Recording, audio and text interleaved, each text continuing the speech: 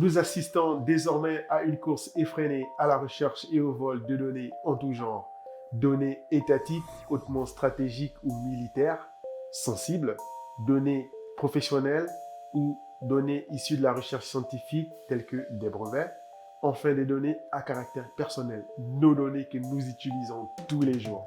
Ces données sont recueillies afin de créer des publicités ciblées pour ainsi stimuler la consommation, mais surtout pour mener à bien des cyberattaques, car elles en disent énormément sur nous.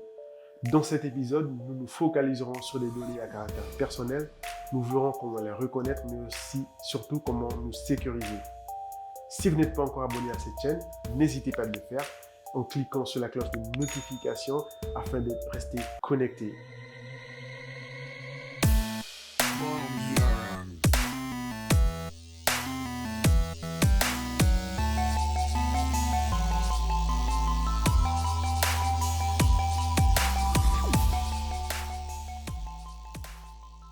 Internet, c'est comme la vie réelle. Il y a de bonnes et de mauvaises personnes. Il y a des gentils et des méchants. Il y a des lieux fréquentables, des lieux peu ou non fréquentables. Il y a de bonnes et de mauvaises choses. Ainsi, à travers les réseaux sociaux, il y a de vrais et de faux amis. Derrière une photo peut se cacher un individu dont vous ignorez totalement quelles sont les réelles motivations. Partant de ce postulat, derrière un lien, derrière une belle image, peuvent se cacher des entreprises, des organisations bien outillées, bien rodées, dont le but est uniquement de vous soutirer vos informations à caractère personnel. Ça va être un nom, un prénom, une adresse mail, un numéro de téléphone, un mot de passe et surtout vos coordonnées bancaires dans le but de voler de l'argent. La vidéo qui suit est à but purement éducatif. Ceci étant, nous plongerons dans l'univers de Jean Durand. Jean, comme plusieurs de ses amis, font partie de groupes WhatsApp dans lesquels ils ont aussi leurs amis, des personnes qu'ils connaissent très bien et des personnes qu'ils connaissent très peu.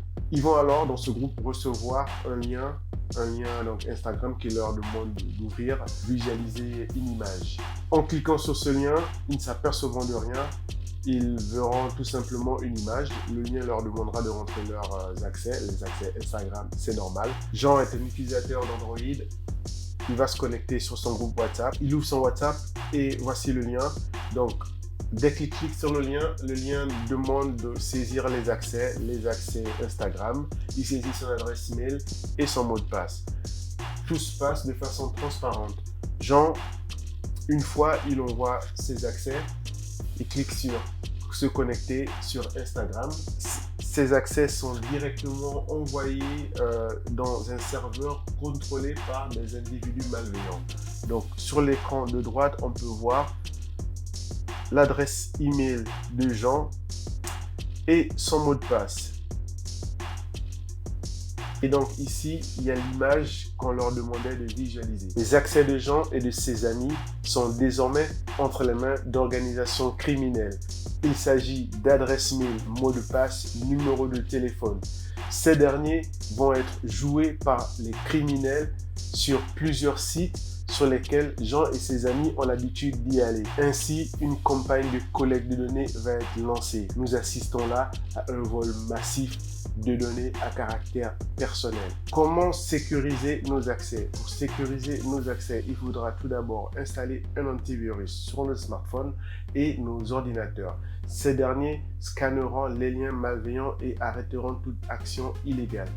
Ensuite, il faudra recourir au service d'application de double authentification ou authentification multifacteur. Enfin, validation en 2 étapes. À quoi ça consiste? Ça consiste tout simplement à pouvoir, en plus du mot de passe, recevoir un SMS ou un appel ou des codes provenant d'une application afin de justifier notre identité. Plusieurs éditeurs de logiciels offrent ce type de service. Ça va être Microsoft Authenticator, Google Authenticator, Okta, Verify et bien d'autres. En plus d'offrir la double authentification, ces applications permettent de stocker les mots de passe utilisés sur Internet.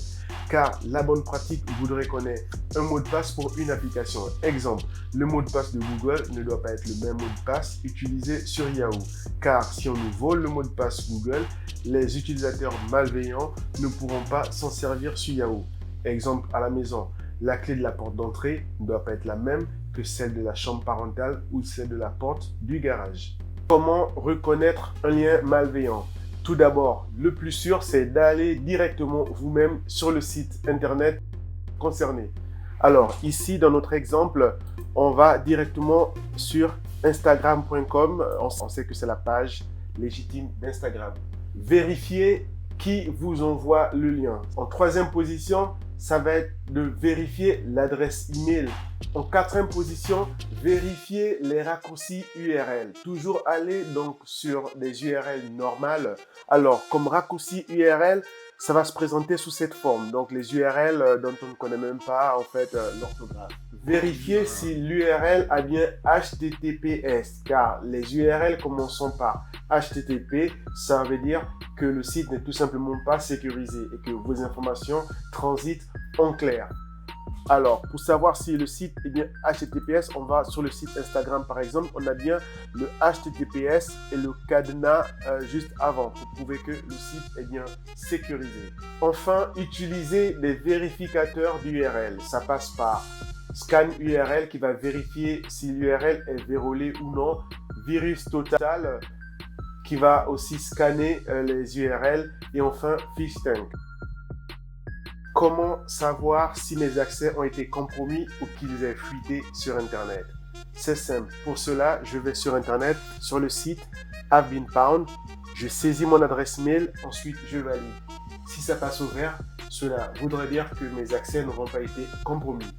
En revanche, si on a une bascule en rouge, comme c'est le cas pour ce compte ici, ça voudrait dire que mes accès ont été utilisés ailleurs. Mon mot de passe et mon adresse mail sont connus par quelqu'un d'autre. Ce que je dois faire, je dois impérativement changer mon mot de passe et ensuite utiliser la double authentification afin de sécuriser mes accès. Dans cette vidéo, nous avons vu comment reconnaître des liens malveillants, comment sécuriser davantage nos comptes grâce à la double authentification. Dans la prochaine vidéo, toujours dans la sécurité des données à caractère personnel, nous verrons comment éviter d'être géolocalisé. Nous parlerons des cookies.